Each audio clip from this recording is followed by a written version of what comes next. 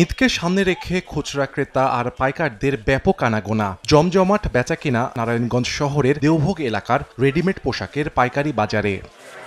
দোকানগুলোতে ছেলেদের পাঞ্জাবি, ফতুয়া, টুপি, শার্ট ও মেয়েদের সালোয়ার কামিজ, থ্রি পিস, লেহেঙ্গা সহ সব বয়সী শিশুদের উপযোগী আধুনিক মানের তৈরি পোশাক পাইকারি মূল্যে বিক্রি হয়। গুণগত মান ও দামে সাশ্রয় হওয়ায় এখানকার তৈরি পোশাক রাজধানীর সদরঘাট, বঙ্গবাজার, চাঁদনী চক, গাউসিয়া ও নিউ মার্কেট সহ বিভিন্ন শপিং মলে সরবরাহ হচ্ছে।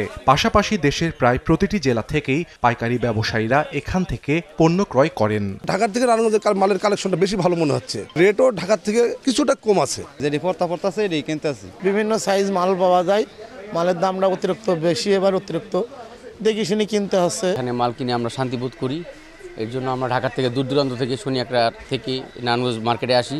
ঈদুল ফিতরের চাহিদার সামনে রেখে উন্নত মানের AC cotton, linen, georgette, Unitika, Jimmy Choo, জিপ্পু ও টিস্যু কাপড় দিয়ে নতুন ডিজাইনের ভিন্ন ধাঁচের পোশাক তৈরি করছেন ব্যবসায়ীরা।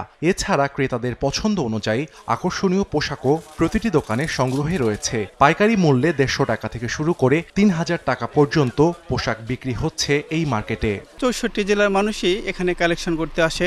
আমরা সব সময় নিজের পণ্যগুলো তৈরি করি এবং আমরা নিজের পণ্যগুলোই বিক্রি করে থাকি। ওয়াশ মালটা একটু বেশি চলছে, নতুন কাপড় বেরিয়েছে জিমিচু, ওটাও চলছে, জর্জেট ভালো চলছে, এসি কটন তো সারা বছরই চলে, ওই হিসাব করে এবারও চলছে। সুতার দামও অনেক বেশি পড়াতে আমাদের মালের দাম অনেক বেশি হয়েছে, এই জন্য কাস্টমারদের সেল করতে আমাদের অনেক সমস্যা হচ্ছে।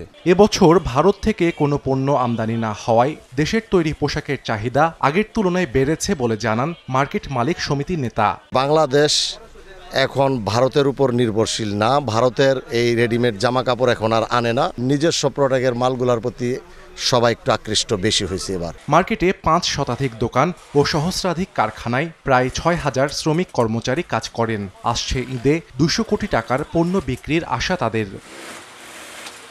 সময় সংবাদ, নারায়ণগঞ্জ।